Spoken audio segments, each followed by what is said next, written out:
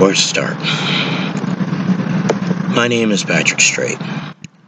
I am a 46-year-old homeless man.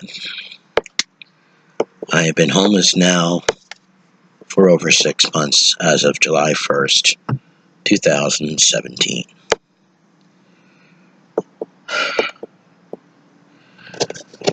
The reasons primarily behind my becoming homeless is an undiagnosed breathing condition that 5 doctors have not been able to identify or treat. It leaves me chronic shortness of breath, chronic fatigue,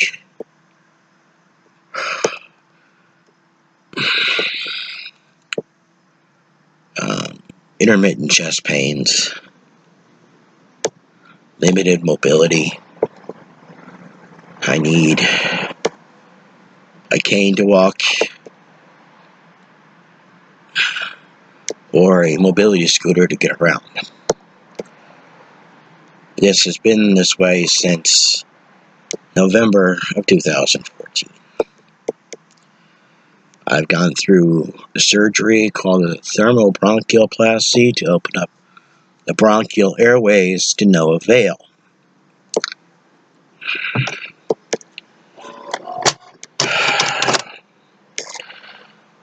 And again, for the last 6 months, I have been living in my car.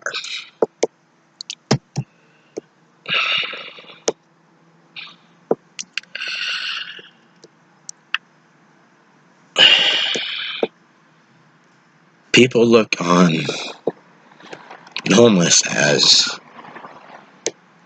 being lazy or drug users or deadbeats. That's not the case. Sometimes it's simply a matter of circumstance.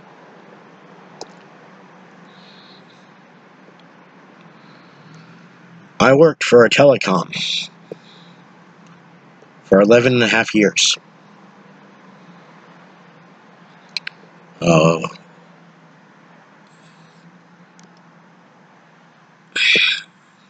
Doing internet customer support.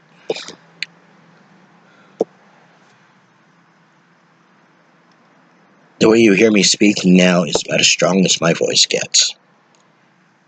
Continued talking over several hours weakens my voice to time.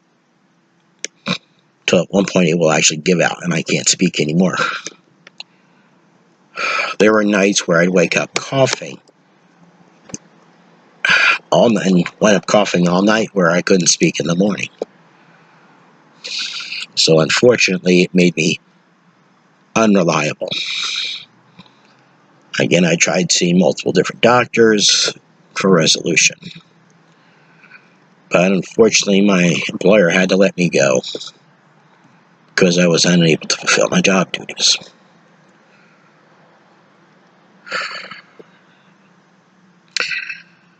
I have a variety of other skill sets I've learned throughout the years, but all of them require either interfacing with the public or manual work. Excuse me. That I physically can't do.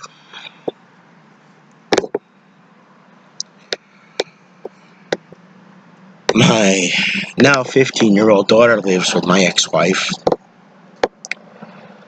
I may get into that situation later on in the video.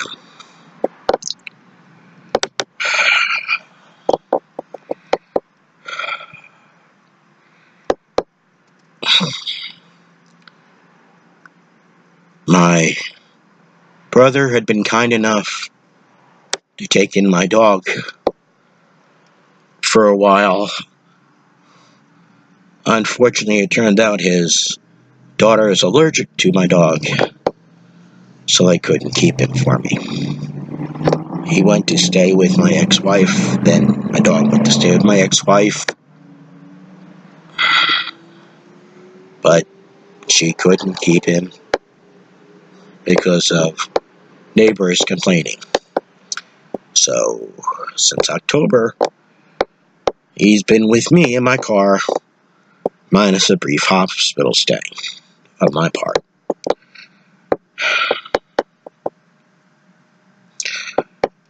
In February of 2017, I purchased a 2003 PT Cruiser.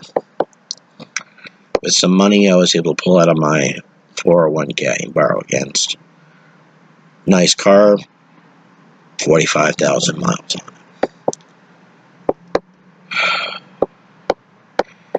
Christmas Eve morning, I was involved in an accident. I totaled it. I've been living in that car since July. I wound up with a fractured rib and a bruised kidney, my left side, along with muscle ache and pain from the seatbelt and airbag on my chest and abdomen. Spent 4 days in the hospital and had to dip into my savings that I'd been supporting myself with to buy another vehicle, which is what I have now. It's a 2003 base model Caravan.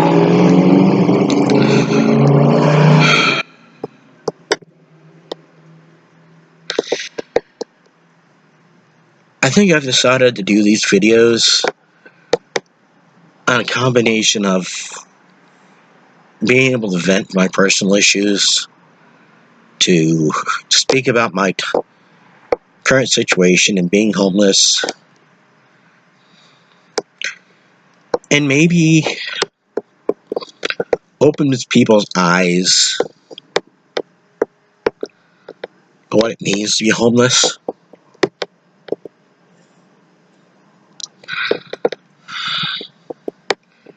That, for lack of a better term, but the grace of God go I to consider. And that would be my dopey dog behind me. Bosco. This is my dopey dog.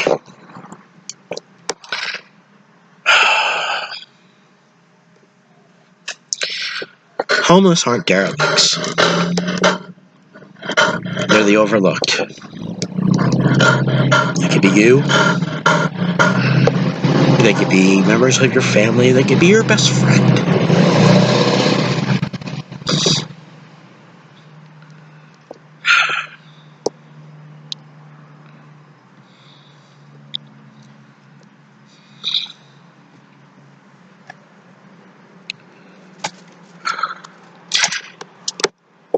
From a homeless perspective, the biggest obstacle is shelter. And shelters, for that matter. The shelters that are available for a single male are few and far between, and they're all first come, basically first serve.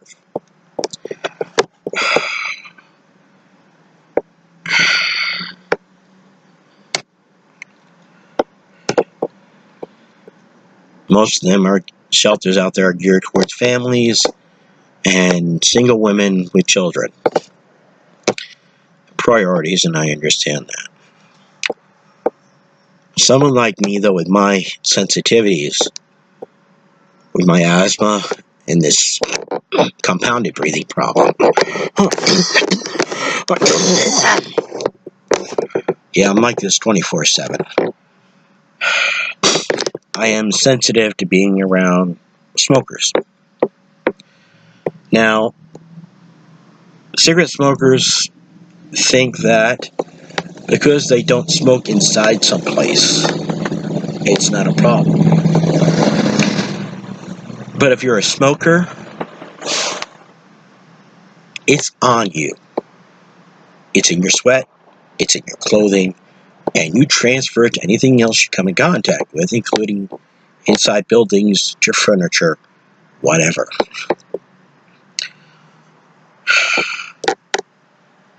Someone who doesn't have a condition like this or isn't allergic to cigarette smoke very rarely understands it.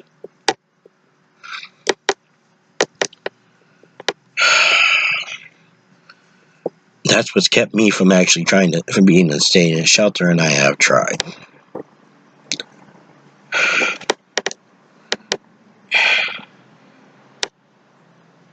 Even being in close proximity to someone who is a smoker, even if they're not lit up, it causes me breathing issues. I feel my chest tighten up before I even ever smell it. And those of you who like to vape, you're no different. It doesn't matter.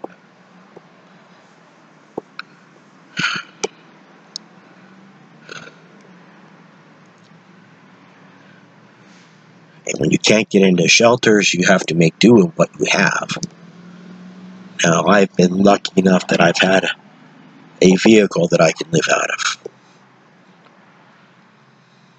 Most aren't. I've seen people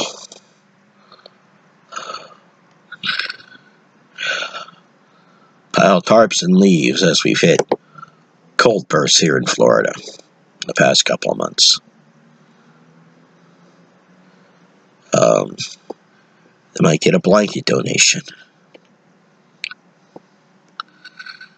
They squat in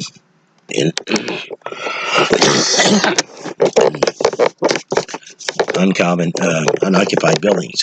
Excuse me for jumping around. I'm holding this against my steering wheel with my belly.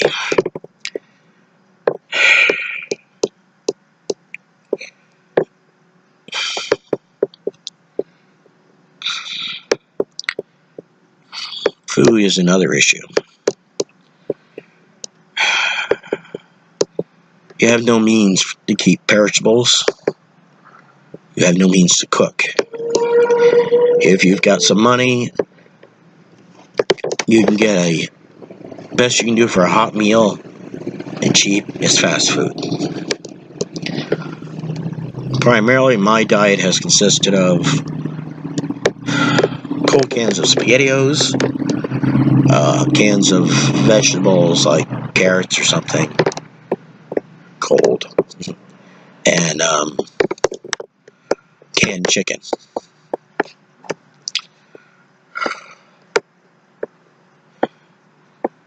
And I'm lucky for that.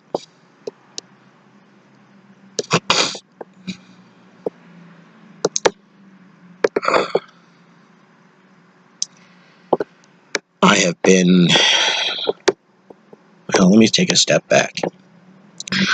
Finding a location where you can park if you're lucky enough to have a vehicle, where you're not bothering anybody, where you're out of the way, where you can just lay your head. It's very difficult.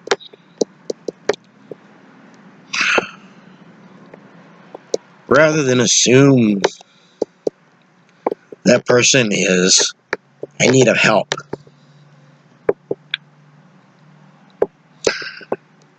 it becomes not my backyard. They call the cops.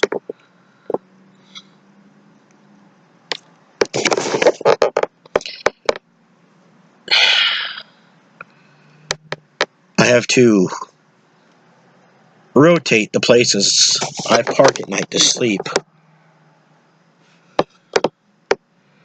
And I'm always in search for a new one somewhere that's out of the way, an abandoned parking lot or something where people won't run me off or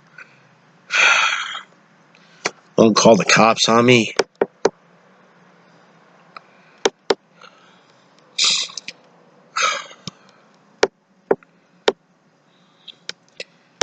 Every night I go to sleep, it's a cop gonna come knocking on my window, tell me they don't like me here or something.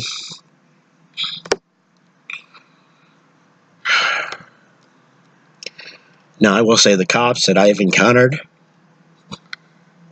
have been very nice, have been compassionate.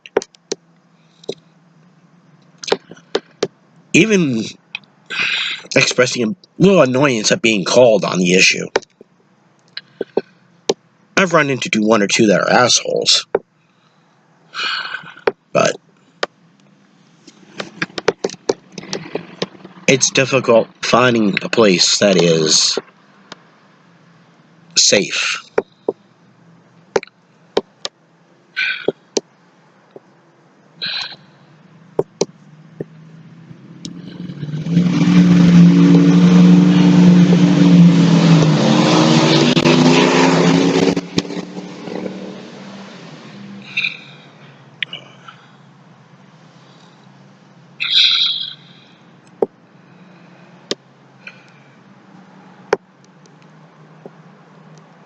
And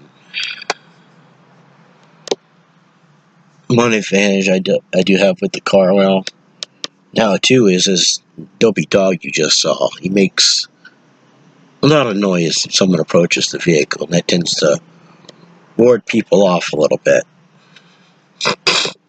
which a lot of times will give me a chance to start up and leave.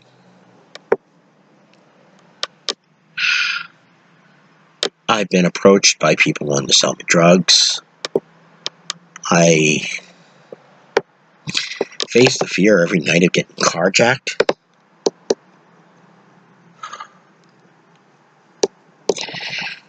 And the resources that are available to help the homeless are not what you think they are. And I've applied for Social Security and been turned down for disability. I'm working to appeal it, which I haven't heard back from my lawyer yet with the paperwork to file after 3 days.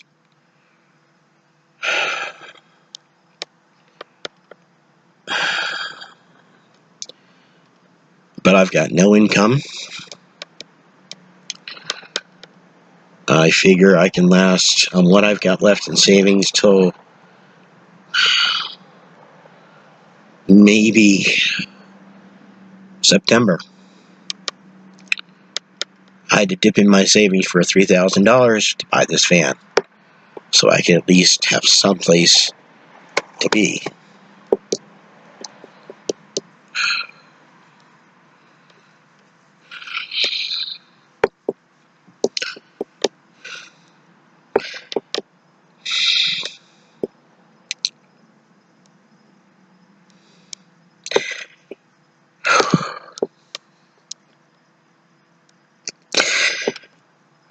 It's also extremely difficult to be a good parent when you're homeless.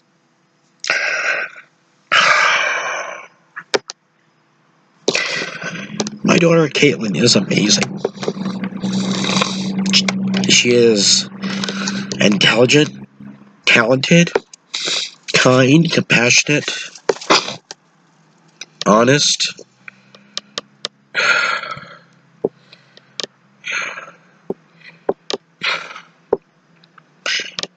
I couldn't ask for a more magnificent child.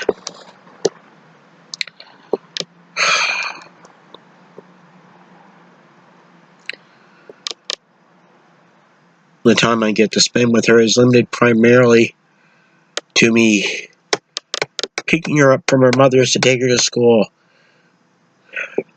and then picking her up after school to take her home, or maybe to a store or something. I try to take advantage of as much time with her as I can.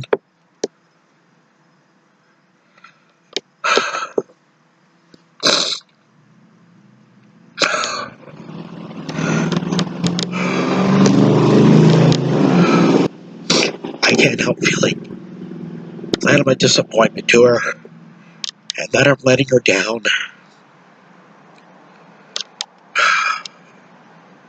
But I'm trying to show her that I am there for her, and that I love her.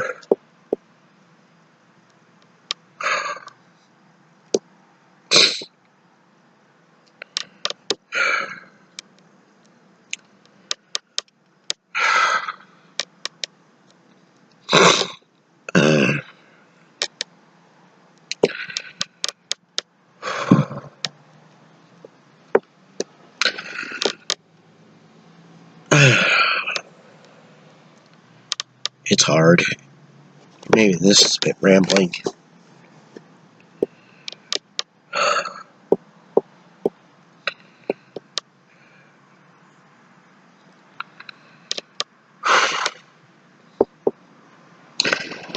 As of the first of the year, I no longer even have insurance to treat my other ailments as well, including my diabetes. So I'm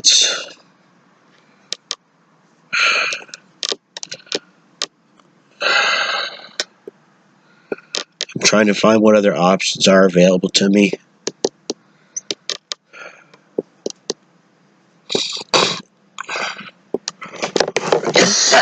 Excuse me.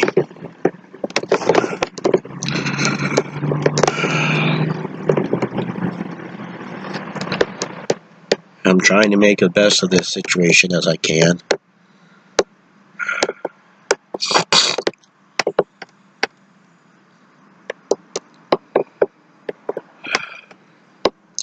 I think I'll end this here for now. And I may start doing this as a daily blog. And just the other things that have been on my mind. And thank you for sparing your time.